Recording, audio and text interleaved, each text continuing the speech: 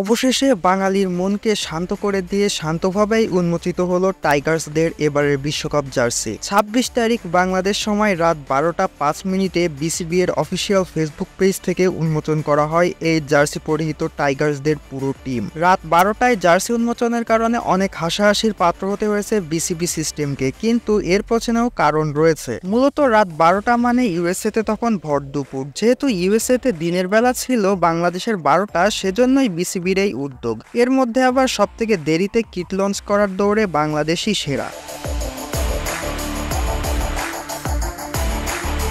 এবারের জার্সিটিকে দেখে কেউই যেন মেনে নিতে পারছে না। কারণটা হলো জার্সির ডিজাইন। ভোলাভালা সিমসাম ডিজাইনের এবারের টাইগারদের জার্সি, যেখানে নেই কোনো এক্সেপশনাল ডিজাইন। পুরো বডির সামনে এবং পেছনে ঘোলাটে সবুজ রং করা হয়েছে এবং হাতায় ও বডির দুই সাইডে বাঘের লাল ডোরাকাটা দাগের ডিজাইন করা হয়েছে, যা ক্রিকেট ভক্তদের জন্য নতুন কিছু না। আর পাশ দিয়ে হলুদ বা গোল্ডেন রঙের বর্ডার আঁকা হয়েছে। কেউ এটাকে বলছে ১৯ শতাব্দীর জার্সি, আবার কেউ তো বলছে এবার টাকা জমিয়েছিলাম জার্সি কিনবো বলে, কিন্তু জার্সি দেখে সেই ইচ্ছেটা আর নেই। আবার কেউ এটাও বলছে যে খেলা খারাপ খেলুক, কিন্তু জার্সিটাকে তো অন্তত ভালো রাখতে পারতো। কেউ আবার বলছে এবারের বিশ্বকাপ যদি বাংলাদেশ জিতেও যায় তাহলেও আমি এই জার্সি কিনবো না।